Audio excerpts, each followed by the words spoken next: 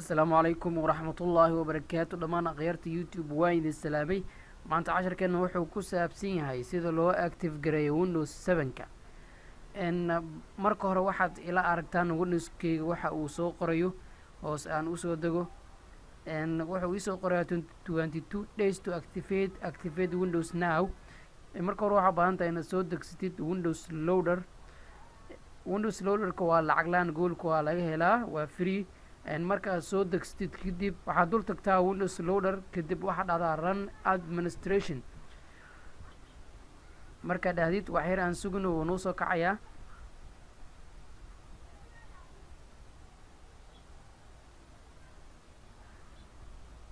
akhyaarta sida u jeedaan wuu noo soo kacay. Windows-ka aniga ugu jiro waa Windows 7, waa 32 bit. wuxuu ku sheegayaa taariikhda Windows-ka iyo waxa noocaas ku saabsan. kadib waxaad tagtaa profile-ka tag computer-ka qaabka uu yahay, nooca uu yahay, hadduu HP yahay, hadduu Toshiba yahay, hadduu Apple yahay dooro. markaad dooratid kadib install dheh. install kadib markaad dhahdid waxaad dhahdaa haddana okay dheh. okay markaad dhahdid wuxuu kaa dalbanayaa computer-kaada inuu restart isku diro. restart waa dhihi kartaa, close waa dhihi kartaa, oo hadda u baahnayn markana restart waa dhihi kartaa. marka annaga hadda aan fiirino restart aan u dirno after restart iyo kadib wuxuuna dhahaa aragno.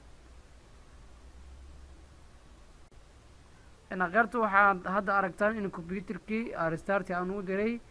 marka aan aragno inuu noo active gareey iyo in kale aan aragno Windows 7 waaye kii ugu jiray.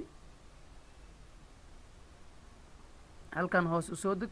halkan waxaa ugu jeedaan inuu noo soo qorayo Windows is activated. Windows is activated. marka sidaasi ayaa loo active gareeyaa Windows-ka. haddaa xasuusatay markii hore wuxuu soo qorayay Windows activate, haddana wuxuu soo qorayaa Windows is activated. si aad ula socotid casharada aan soo dhigno waxaa u baahan tahay inaad dhahdid barta aan ku leenahay Facebook ee Qablo Software. sidoo kale inaad YouTube-ka subscribe dhahdid Qablo Software. halkaas ayaa kala socon doontaa casharada aan soo dhigno. السلام عليكم ورحمة الله وبركاته.